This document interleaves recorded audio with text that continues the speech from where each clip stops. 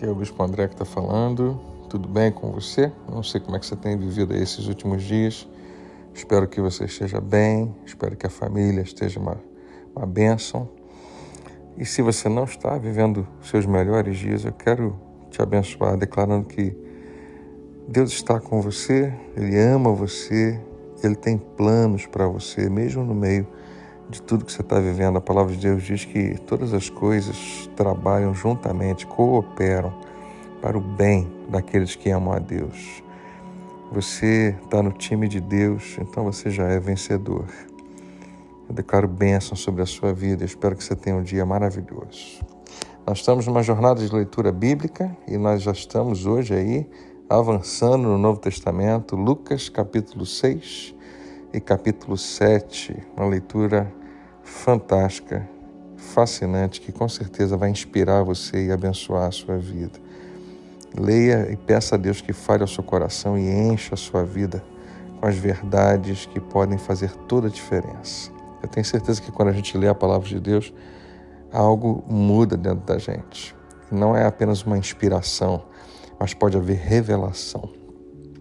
Eu quero hoje só me ater à primeira parte do capítulo 7 de Lucas, e eu vou ler para você essa passagem na nova versão internacional, que diz: tendo terminado de dizer tudo isso ao povo, Jesus entrou em Cafarnaum. Ali estava o servo de um centurião, doente e quase à morte, a quem o seu senhor estimava muito. Ele ouviu falar de Jesus e enviou-lhe alguns líderes religiosos dos judeus, pedindo-lhe que fosse curar o seu servo. Chegando-se a Jesus, suplicaram-lhe com insistência: esse homem merece que lhe faças isso, porque ama a nossa nação e construiu a nossa sinagoga.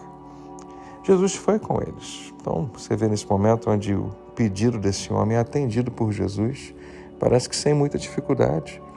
Jesus entendeu o pedido e eu acho que muito melhor do que apenas atender um pedido. A Bíblia diz que Jesus era dirigido pelo Espírito Santo, ele ia por todo lugar, fazendo bem, curando as pessoas, porque Deus estava com ele.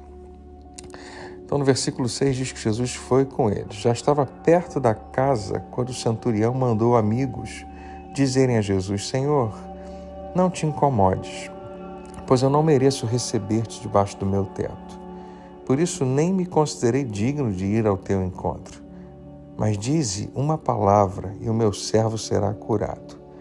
Pois eu também sou um homem sujeito à autoridade e com soldados sob o meu comando. Digo a um: vá, e ele vai, e a outro: venha, e ele vem. Eu digo ao meu servo: faça isso, e ele faz. Ao ouvir isso, Jesus admirou-se dele e, voltando-se para a multidão que o seguia, disse: eu digo que nem em Israel encontrei tamanha fé. Então os homens que haviam sido enviados voltaram para casa e encontraram o servo restabelecido. Milagre acabou de acontecer, né? E é muito interessante a maneira como acontece. E eu creio que acontece da mesma maneira hoje, porque Jesus é o mesmo ontem, hoje e eternamente. Ele não faz acepção de pessoas. Quando eu digo que eu acho que pode acontecer hoje, é porque Jesus não precisou estar onde o servo estava. O servo não precisou ir até Jesus, mas existiam pessoas intercedendo por ele. Esse capítulo, essa primeira parte, gira em torno desse tema de intercessão. Outras pessoas que vão no meu lugar, que vão no seu lugar, que vão em seu nome. Existe um princípio poderoso nessa passagem que fala sobre representação, quando uma pessoa pode representar a outra. Na leitura que você faz da mesma passagem no livro de Marcos, você vai ver que o centurião vai até Jesus. E fica uma dúvida: mas ele foi ou não foi? Porque a mesma passagem aqui ele está dizendo que ele não se sentiu digno de ir até Jesus, então ele enviou alguém no lugar dele. Então a resposta para essa pergunta é que sim, ele foi. Mas ele foi tendo representantes em seu nome. Não foi pessoalmente, mas é como se fosse ele, porque quem foi no nome dele. Eu queria que você entendesse a força disso, porque É exatamente essa expressão que o centurião vai usar a respeito de Jesus. Jesus, você está aqui, mas você representa algo muito maior que a gente não consegue ver. E é muito, muito interessante, porque ele fala, eu não me considerei digno de ir até aí, o Senhor não precisa vir até aqui na minha casa, mas manda com uma palavra e o meu servo ficará curado. Esse manda é dar uma ordem, Jesus, porque eu sei o que significa a ordem. Quando eu dou uma ordem, meus servos obedecem.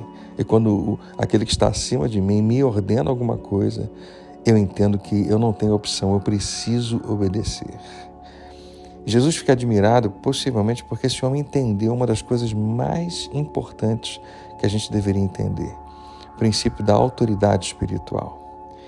Esse homem sabia que Jesus era um homem, assim como ele, mas ele estava revestido de autoridade. Se você colocasse o centurião do lado de Jesus, talvez eles não fossem tão diferentes assim. Tivesse uma altura parecida, 2 olhos, nariz, boca, braços, ombros, pernas, homens. No entanto, esse centurião sabia que quando ele mandava alguém fazer alguma coisa, essa pessoa estava sob o seu comando, ela precisava obedecer, porque ele representava algo muito maior do que ele.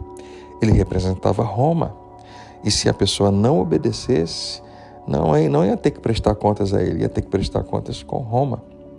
Da mesma maneira, ele olhava para Jesus e dizia, você parece ser só mais um homem, mas eu sei que você representa algo muito maior, que você está revestido de uma autoridade, que alguém muito grande, e ele estava falando do próprio Deus, revestiu você e você tem hoje autoridade para dizer, para abrir a sua boca, e no mundo espiritual tudo tem que obedecer ao teu comando.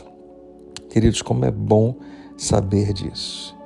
E a melhor parte é que Jesus nos deu a mesma autoridade no seu nome. Nós podemos ainda representá-lo. Nós podemos ir aonde quer que nós queiramos ir em nome dele. Onde quer que você vá, você carrega esse nome e a autoridade que há nesse nome. Ou seja, você não precisa de outra pessoa para representar você. Você não precisa de um pastor para fazer uma oração por você, porque a oração do pastor funciona. Você não precisa de que alguém da sua família faça algo por você, porque é mais experiente no que diz respeito ao mundo espiritual. Não, você foi revestido dessa autoridade. E você pode falar, declarar, confessar, orar e receber de Deus quando você o faz em nome de Jesus. Esse milagre dessa passagem é para nos lembrar, mais uma vez, que existe uma autoridade espiritual da qual o Senhor Jesus foi revestido e que também nos deu como autoridade essa mesma autonomia. Que Deus abençoe você, que você tenha um dia, uma semana maravilhosa e até a próxima.